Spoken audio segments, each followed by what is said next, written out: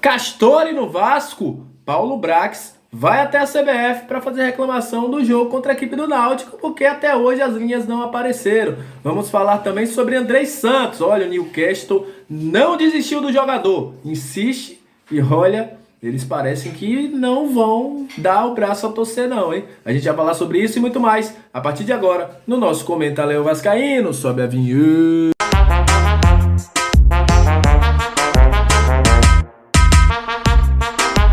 Salve, salve, torcedor vascaíno! Salve, minha galera do Comenta Léo! Saudações vascaínas! Aquele abraço para você que tá sempre junto com a gente, que curte, compartilha, que se inscreve, que deixa seu comentário. Muito obrigado! Vocês são o principal combustível para que este canal esteja no ar. E para você que tá chegando pela primeira vez, seja muito bem-vindo. Aqui é um lugar de análise, informação, opinião, tudo que envolve o Vasco. Eu, Léo, trago aqui para vocês todos os dias e será um prazer imenso ter você junto com a gente. E também um abraço especial para os nossos membros do nosso canal. Aquele abraço, você pode se tornar membro e também participar ao vivo com a gente. Os membros estão tímidos, né? Não estou querendo participar das lives não, mas se você quiser se tornar membro aí, pode participar ao vivo das nossas lives. Olha, hoje é dia de muito assunto interessante, vou até organizar aqui para a gente poder falar, mas vamos iniciar falando de Paulo Brax na CBF. Paulo Brax se reuniu hoje na CBF para tratar o assunto do jogo contra a equipe com o Náutico. Aí muita gente vai dizer, Léo, mas o Vasco ganhou.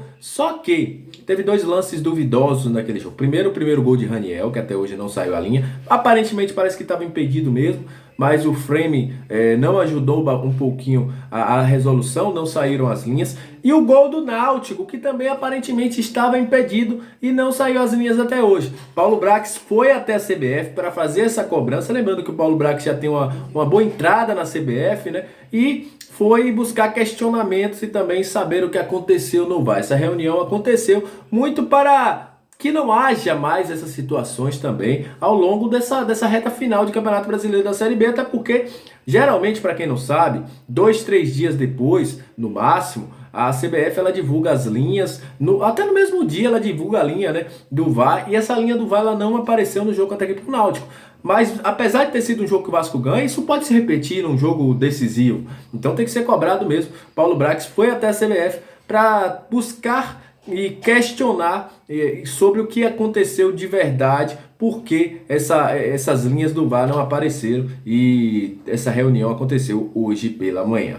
Olha, vamos falar de Castori, porque é um assunto que está rolando muito forte aí, sobre uma possível troca de fornecedor esportivo de capa para Castori. E a gente foi procurar algumas informações para saber sobre isso. Primeira coisa que eu procurei saber, contrato da capa. Quando vai o contrato da capa com o Vasco? Até 2024, tem uma multa rescisória agora. O Vasco anteriormente, no contrato anterior que deu um problema, deu uma polêmica muito grande porque foi renovado.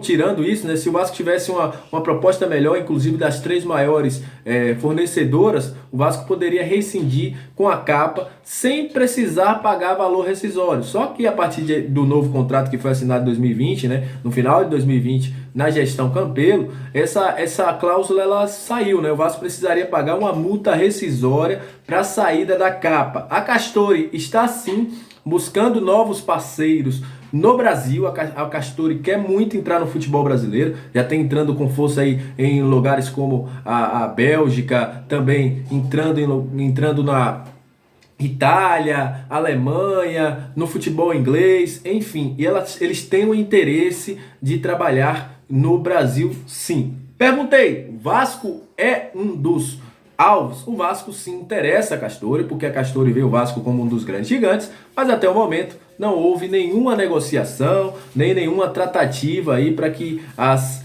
partes possam assinar o contrato para 2023. Mas sim, a Castori quer entrar no Brasil e ver o Vasco com bons olhos, sim. Mas nesse momento, o Vasco permanece com a capa, até pela multa rescisória. Ah, Léo, mas a 77 tem dinheiro. Mas, enfim, né? Nesse momento, o Vasco não foca aí nessa mudança de marca, de fornecedor esportivo, mas quem sabe, né? 2023 está logo ali, pode ser que as mudanças aconteçam.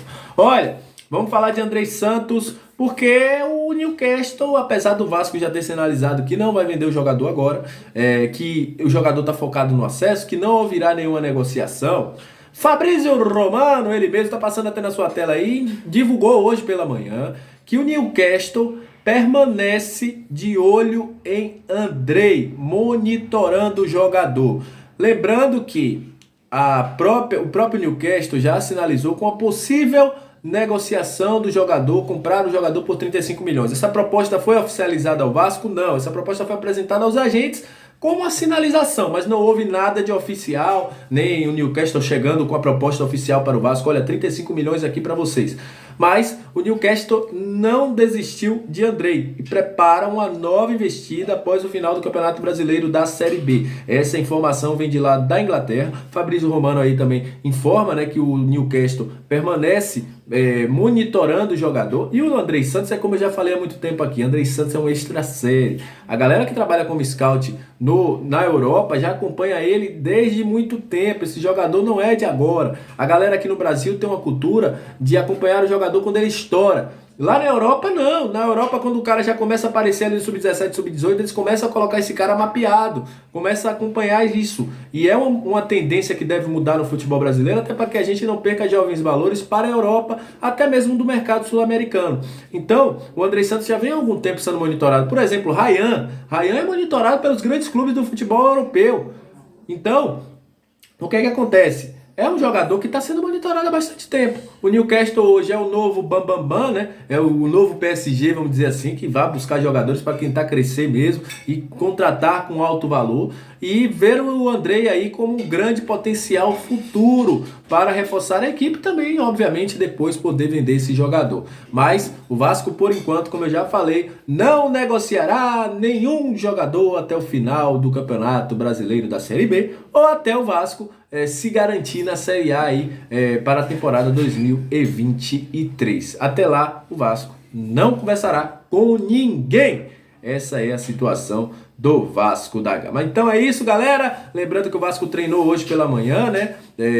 Treino aí, um dos últimos treinos, né? Hoje é um treino à pronta. Amanhã é o último treino do Vasco antes do jogo contra a equipe do Londrina. Muito foco.